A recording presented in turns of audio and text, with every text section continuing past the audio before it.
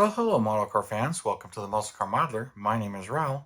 And this week I kind of wanted to show you a project that I've kind of showed you before in the past, but I haven't really been updating it all that much as I've been kind of playing with it. And I have an issue, which is kind of why you haven't seen it, but I got it this far. And so I'm just going to show you what's going on and what I've done. But this is a AMT 71 Duster, just kind of to recap on what I started with. And I was starting to convert it into a 72 Duster. Now this thing isn't 100% factory stock accurate. I kind of been playing with the, like wanting to do it as a full-on Duster 340 stone stock. And then I've been kind of playing with it because there are some options that weren't available on it, but I see people do this all the time. And so what is correct factory stock versus what people have done, day two kind of stuff. That's kind of the fun I've started to have with this particular one, not taking it too seriously. I did paint the motor Chrysler turquoise or blue, because 72, the motors were blue and the air cleaners were orange. This is painted. It's not really truly accurate color for them, but it should be a bit more turquoise than this. But this is what I had available and what I used. So there's that. And, some of it I painted. This is Tor Red, which is, Plymouth's name for Hemi Orange. But, so I painted this orange. I got to paint the control arms red. Now, I didn't clear coat this because I wanted it to match the chassis.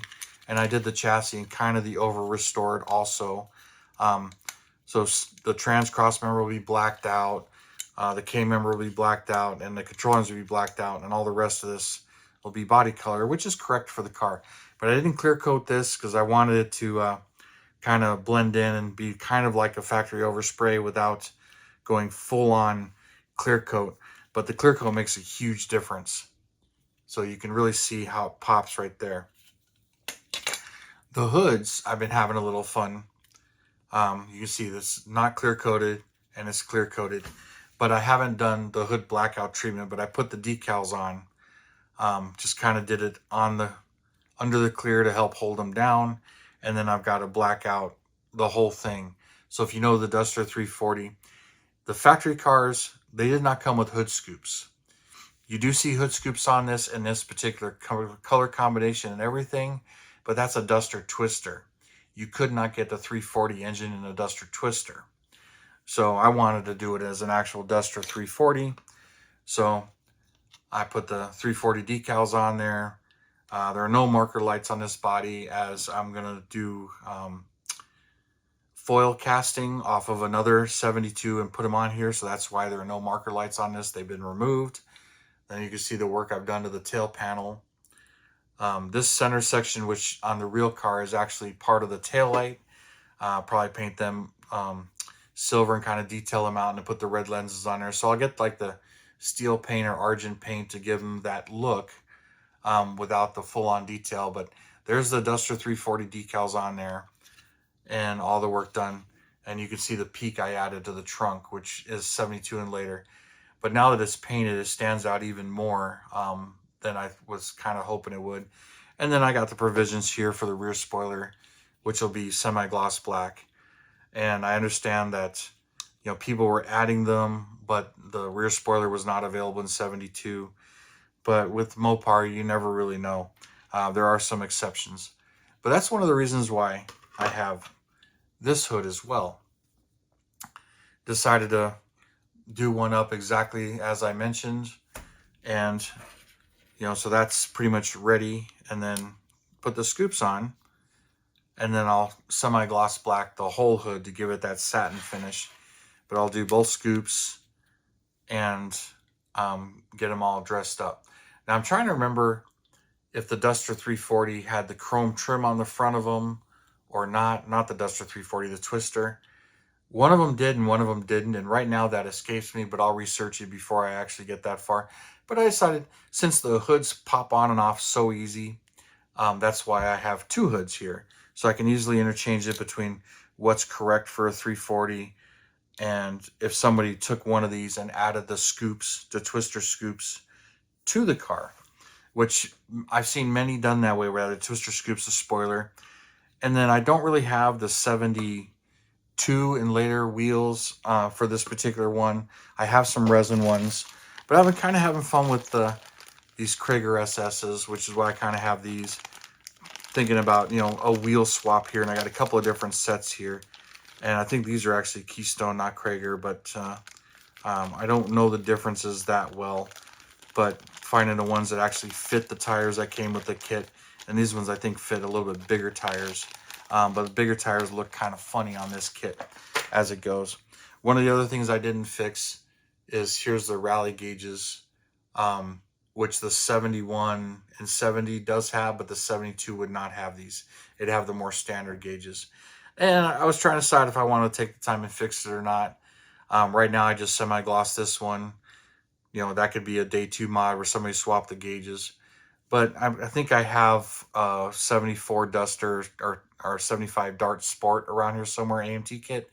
Maybe I'll swap the whole dash, but I'll see how it fits. But I got to find that and dig that out somewhere. But this one's just kind of been on and off my desk and kind of playing with it. But the issue I have, when I do my work in clear coating, I did 3 bodies all at the same time. Got this one painted and all ready. I did this one, my 67 Chevelle SS 396. I clear coated that car the same day, and the 68 Coronet RT convertible. These 3 kits I clear coated the same day. And this one, it's not perfect.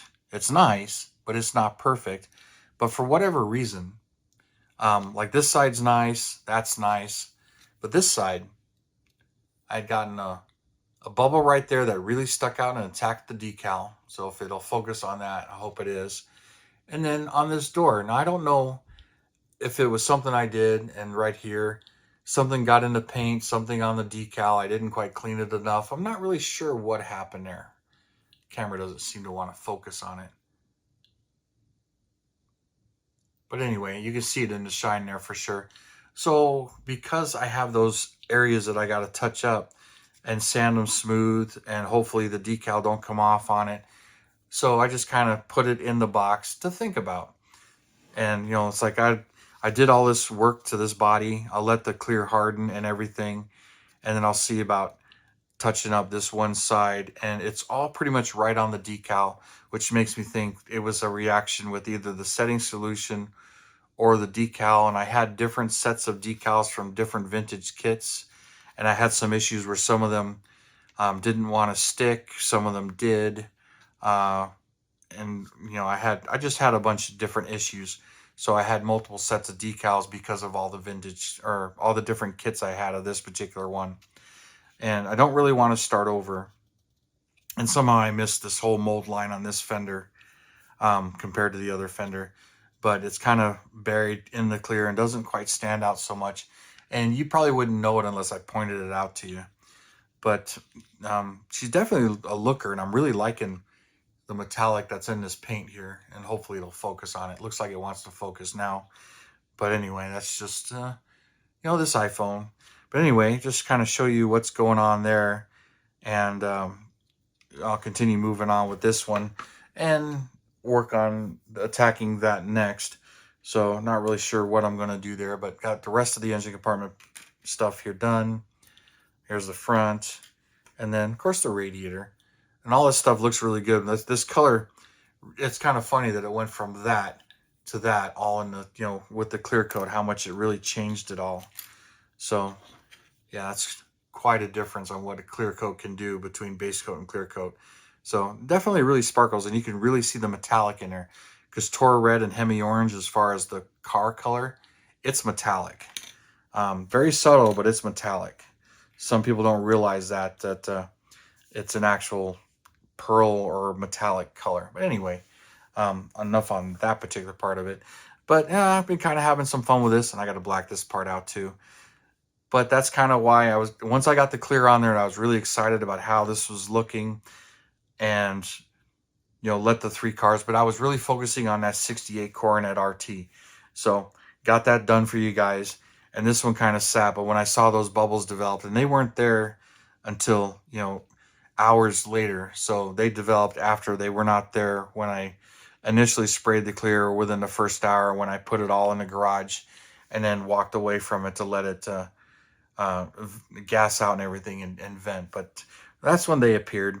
So I was a little surprised. But it's modeling. We all have our challenges and issues. So I got to sand them down, and hopefully I don't have a decal issue or peel off.